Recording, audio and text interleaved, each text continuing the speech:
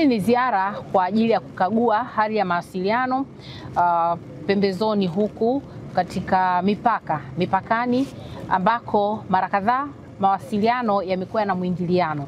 Kumekuwa na mwingiliano wa mawasiliano na nchi jirani.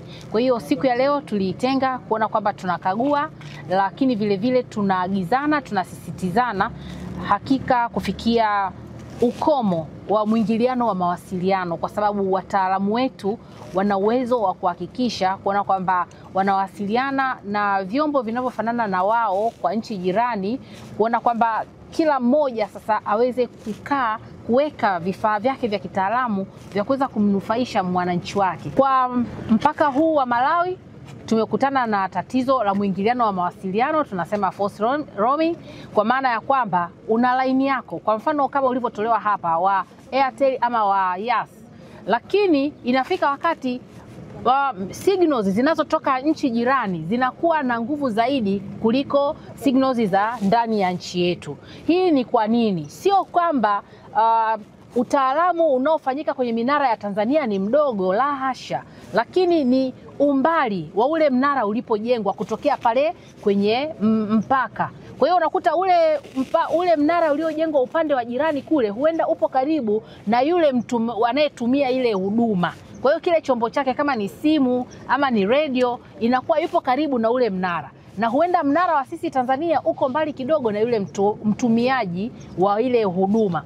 Kwa hiyo ninachoweza kusema, nimeshaagiza TCRA waweze kufanya mawasiliano na wenzao wa nchi jirani kuhakikisha kwamba wanawasimamia vema watoa huduma wao kule nchi jirani, ili ile minara wanavyoijenga, zile antena wanavyoziposition, wahakikishe wanaziweka kwenye upande ambao hauwezi kudisturb ile antena na minara ambayo ipo kwenye upande wa nchi yetu.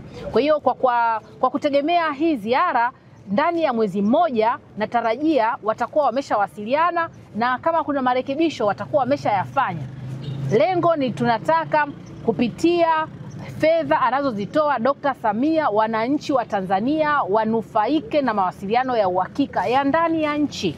Mtu akatumia mawasiliano ya nje ya nchi pale anapokuwa nje ya nchi, ama atumie mawasiliano ya nje ya nchi kwa matakwa yake na sio kwa kulazimika. Pongezi kwa TCRA mkoa wa Mbeya, lakini vile vile UCSAF mkoa wa Mbeya, wote wameweza kuhakikisha wanafanya kazi nzuri kuona huduma ya mawasiliano inawafikia wananchi. Hali kadhalika TTCL kwa mkoa wa Mbeya inafanya kazi nzuri. Kwa changamoto tulioikuta hapa ofisi za boda, lakini tayari nimewaagiza kuhakikisha ndani ya mwezi mmoja waje waboreshe kifurushi ambacho wamewapatia TRA katika hii boda ya Kasumulu, wanakiboresha. Pamoja kwamba na mifumo hiyo ya TRA, nimewaagiza watu wa TRA wahakikishe wanatoa ushirikiano, waweze kufikia makubaliano na TTCL mkoa wa Mbeya, ili hiki kituo cha Kasumulu kije kiweza kufanywa maboresho. Ni maboresho tu madogo ambayo huenda ni mtu mmoja tu anasababisha hii tatizo likae hapa kwa muda mrefu, na mwisho wa siku